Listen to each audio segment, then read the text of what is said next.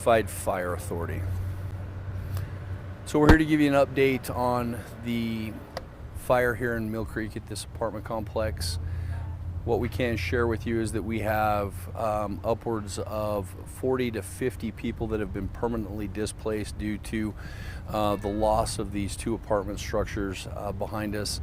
Both of those structures have been evaluated by a building inspector from Millcreek, and they have deemed that those buildings are uninhabitable. So we're setting up a protection zone around them to keep people out, whether it's fire personnel or residents. They cannot regain access to these apartments, and hence everything in those are considered a total loss. Currently right now, in an effort to help these residents that have lost everything, donations are being currently accepted at Millcreek City Hall at 1330 East Chambers Avenue, which is 3250 South. Donation times are currently from 11 to 9 today and tomorrow, and then all next week from 8 a.m. to 9 p.m. You can just drive on in and drop those off.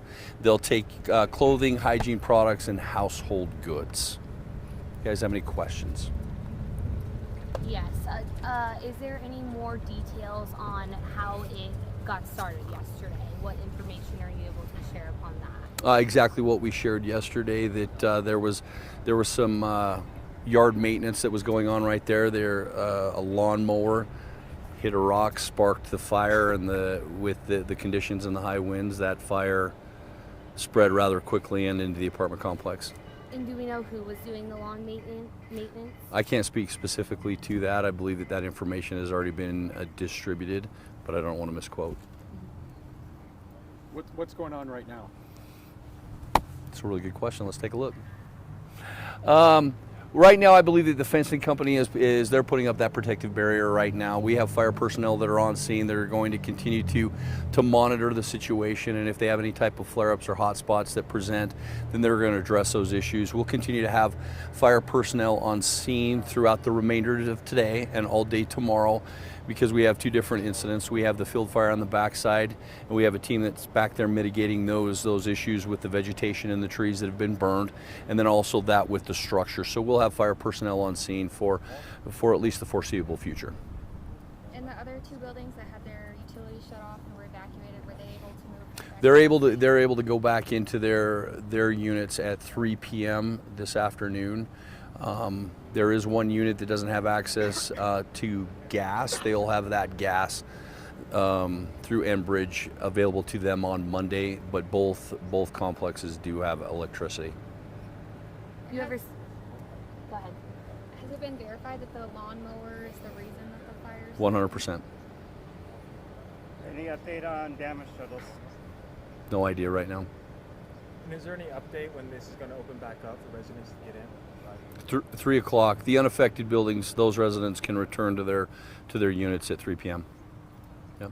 Can you just talk about more what you saw yesterday? Have you ever seen anything like this in your career before? I haven't seen anything like this. We had a very unique situation where we had high heat and significant winds, and so that dry vegetation that was in that field led, all it took was a spark, and it caught that field on fire and spread rapidly right into the apartment complex. The thing that was frightening about it was how quickly it got up into the rafters and lit the roof on fire, and that evacuation process, it's a miracle that none of those residents were injured or even hurt more significantly than what we experienced. Yesterday we had 4 firefighters that sustained injuries on the scene, but no residents sustained any injuries in that evacuation process. Are those firefighters going to be okay? They're fine. As of right now, are all the flames out, or are we still having like pop-ups of the flames? I wouldn't say that we necessarily have flames. They still have hot spots that they're working on containing, but for the most part, I would probably call it 90% contained. As soon as it's completely cleared out, then once we leave, we feel 100% confident that it's completely mitigated on our end. What kind of injuries did they receive, the firefighters? Just minor injuries, inhalation. Can you talk about those initial moments? Because I imagine it must have been quite frantic, and from what we've heard from residents, firefighters were pulling people out really, really fast. Well, that transition from an initial fire attack to an evacuation mode, that obviously life safety is paramount. That's our number one priority on any incident that we respond on.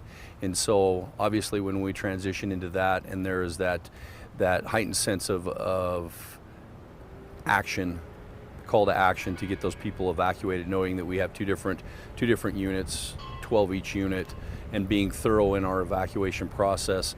It's pretty easy when we're able to knock on a door and make contact with the resident that's there. Our bigger concern is when we knock on the door and we don't have somebody that answers the door that can verify to us, yes, we have 3 occupants in the house, we are all out.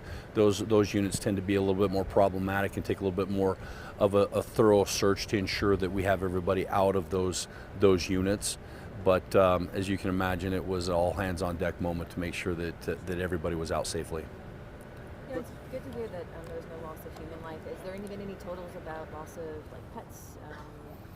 That it's undetermined right now. We have a significant number of pets, and we have talked with their owners to submit pictures and descriptions of their animals to certain websites that they can get their messages out right now.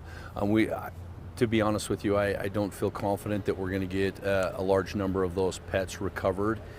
But we are obviously, they're taking the necessary steps in hopes that their loved one will return. Are there any rules or safety guidelines for mowing and high temperatures? It seems like it's so easy for it to cause a spread. I mean, I don't know that there are any type of city laws or ordinances in place in regards to yard maintenance or anything associated with that, with high heat. I mean, I think it's probably more or less a common sense type of an approach.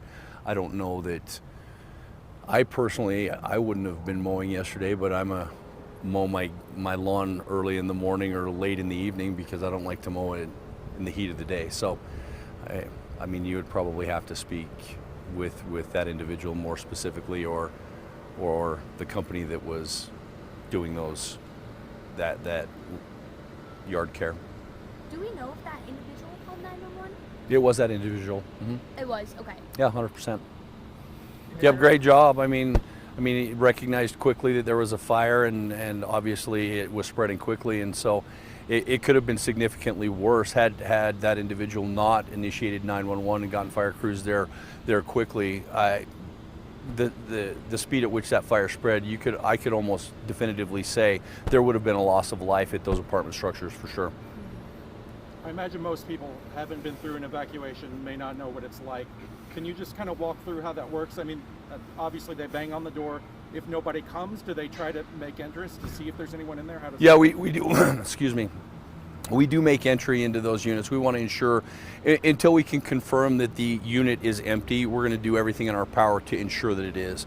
And so that those units that we didn't get a response right away, we did make entry into those. I mean, we have a variety of different ways that we can gain access into those units, and we cleared the structure, and then we moved on to the next one. So it was as thorough and efficient of a process as we could conduct. How fast did that go? I couldn't even tell you. I wasn't on scene to witness it. I would assume that it was significantly fast. And it sounds like there's no ongoing investigation or repercussions for the person who did. Well, I can't speak to the repercussions. I know that the investigations have been completed by the ATF and by Unified Fire Authority's arson investigators.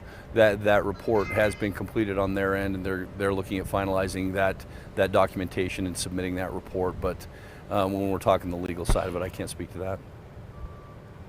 Did you have to move cars out? I know there were a lot of cars on fire back there. Did you just leave them? Is that another fire hazard? How does that work? Well, it's kind of an interesting thing. We're going to look at the size and scope of the thing, and we are going to obviously protect the biggest structures initially, right?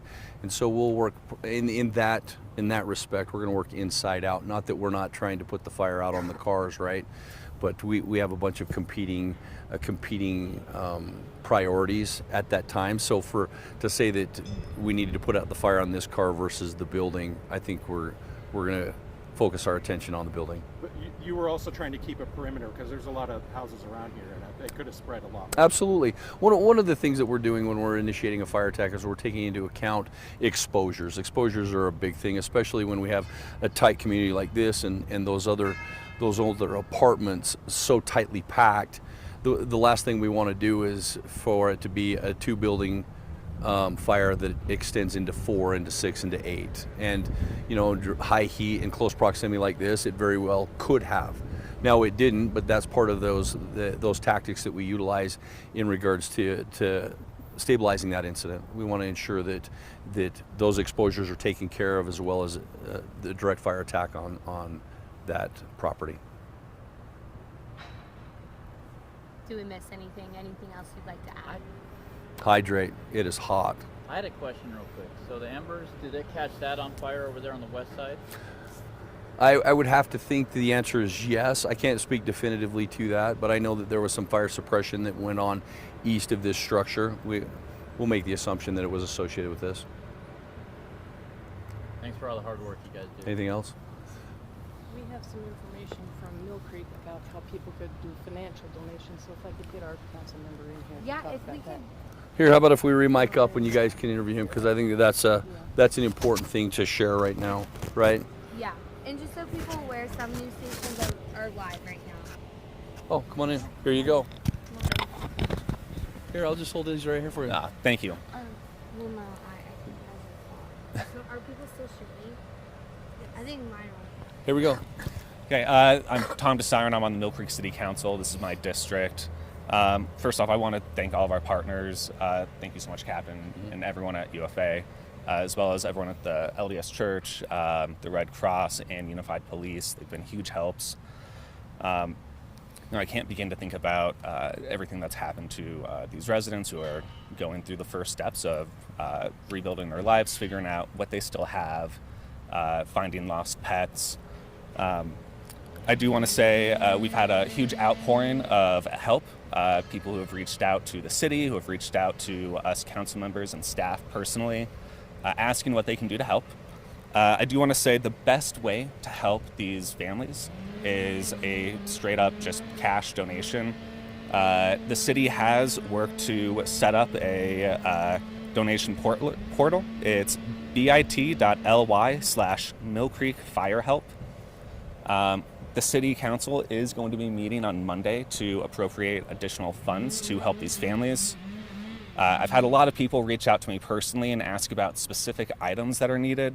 The City of Millcreek will be accepting donations, but we do ask right now to hold off on taking anything to the City Hall. We're still in the process of figuring out what families need. The last thing that we need is a massive raft of unneeded items that are just going to clutter these people's lives right now. So if you'd like to be able to give some sort of in-kind donation, please email communications@millcreekut.gov. Our communications department will be reaching out later with specific needs that these families have. So again, we do want to thank our partners, and that's all I have right now. Can you tell us what the immediate support is for the displaced residents, and what are the plans for temporary housing? Yeah, right now, both the Red Cross and the LDS Church are working on finding some temporary housing. The Red Cross has put money up for a lot of these people, and I will say the property owner has also offered to go contribute money for each family who is out of a place to live.